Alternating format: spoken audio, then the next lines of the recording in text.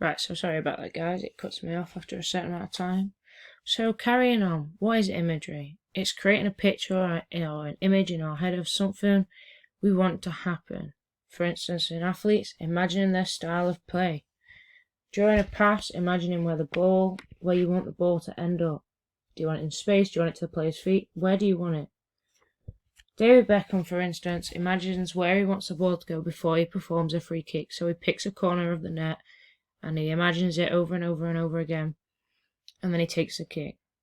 According to Monroe Chandler et al. 2017, imagery which can be used by anyone is appealing to performers because it is executed individually and can be performed at any time or anywhere. The breadth of the application of imagery is far-reaching. Briefly, imagery is creating or recreating experiences in one's mind. So the uses of imagery: perfecting skills, help to gain or refocus concentration. So visualizing their success, improve their confidence. If they visualize in their head how their success is going to look, it boasts them. Relaxation. So looking back at a time when you was doing good relaxes the body. Goal setting. So imagining how you want to improve.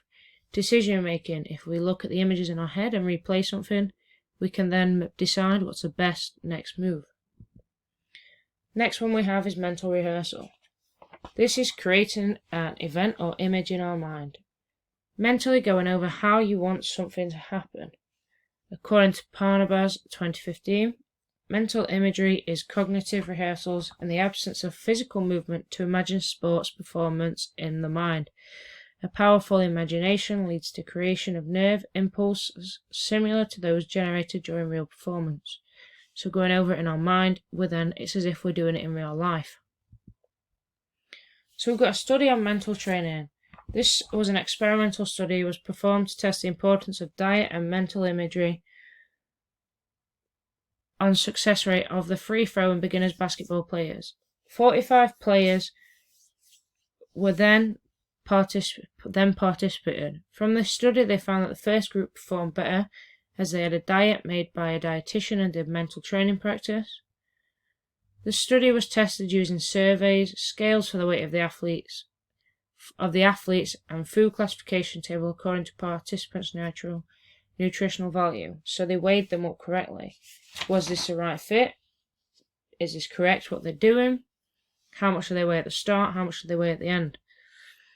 The limitations to this study were then that there isn't any pictures of the survey. So if I look at that study, I can't see any pictures that say that they did that survey, any permission forms that says, yes, you can use me in this study. Nothing reliable on that state. Yes, we had the dietitian's sheets, but looking at the permission things, not really much. We then looked at the simple movements and adding simple movements into mental rehearsal. So mental rehearsal and physical practice use overlapping neural networks within the brain, meaning that when adding basic movements into practice while using mental rehearsal can help the participant to see and plan their moves. So, for instance, while I'm stood on a pitch, I can be practicing in my head how I want this to go, how I want it to turn out over and over and over again. And because it's using neural networks within my brain that I'd use while I'm doing this in real life, my body feels that it's doing it, and then when I go to do it in real life, it's simpler. Adding simple and basic movements to mental rehearsal can improve the following performance up to 45% more than imagery alone in high jumpers.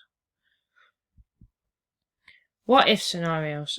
This is something that a player will use to see, like, what happens if I do this? What happens if we do that? So in your head, you're playing out all of the outcomes that could appear from your actions. Could it fail? Could it do it? Will it go through? Will the ball reach the player? Will the player have to run into space?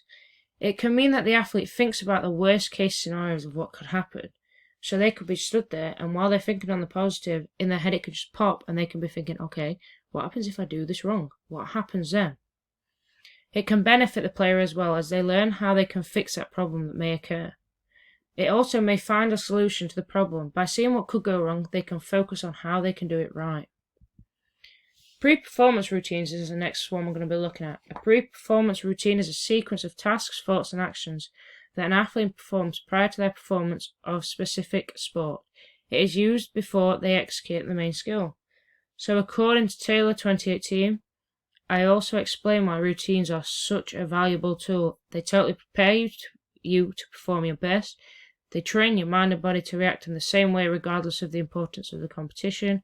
It creates consistency, familiarity, predictability, control, and comfort, when so much of competitive sports is not any of those things. And there is no single routine that is ideal for every athlete. You need to experiment to find out which one works for you.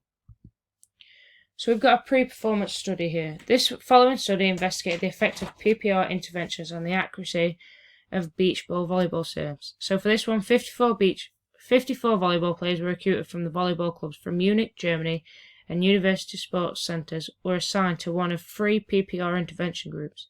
They tested this study using demographic questionnaires and mental readiness form 3. The results from the study were then that there was no improvement in serving by using this technique, by using pre-performance routine. We then looked at their limitations and we could see that some of the participants were new and therefore got overwhelmed in the situation. They also didn't control all of the factors that were involved, such as the speed and the angle of the serve. In-play routines. These are like pre-performance routines, but you do them during the breaks in the action games. They are used in connection with imagery and self-talk, so they will imagine how they want to carry on playing and practice it in their routines during the breaks. 4 main uses of pre-performance routines. Control. It allows the athletes to feel as they have full control over their performance. It provides the athletes with stability and familiarity. As well, rehearsed routines can help them experience something familiar and feel positive. It triggers concentrations and focus the mind, as it helps to remove distractions and negative thoughts and allows to keep the mind occupied and positive. It also helps to decrease anxiety. Well-rehearsed routines help the athletes to establish self-efficiency in high-performance situations. We then looked at self-talk and positive thinking. The pros for this were that less chance of suffering from negative thoughts. Certain words can evoke excitement or relaxation. It also helps to focus athletes on specific aspects of performance. We then looked at the cons to self-talk, and that it can turn into negative energy or words, could begin to distract the athlete if they think they are too good, and become false. Athletes might not agree with what they are saying in their head, so what they're saying in their head they might not believe overall. We then looked at the relaxation technique 1. This was the breathing meditation. The pros from this were that it centers and focuses the athlete, it calms the athletes and reduces anxiety levels, and provides a moment for the athlete to reflect on their performance and plan for the future. The cons of this were that it can allow space for negative thoughts to appear, athletes may not believe it is any good, and they don't always have enough time to perform it. Looking at the second relaxation technique, we've figured out that the pros focus the athlete, it reduces anxiety levels, and releases tension overall. We looked at the cons to this then, and negative thoughts may appear, athletes may not believe in this technique, and it may tighten the athlete's muscles. We've now reached the references section, which has 3 parts to it. Thank you overall for watching my presentation, and I hope you enjoyed it.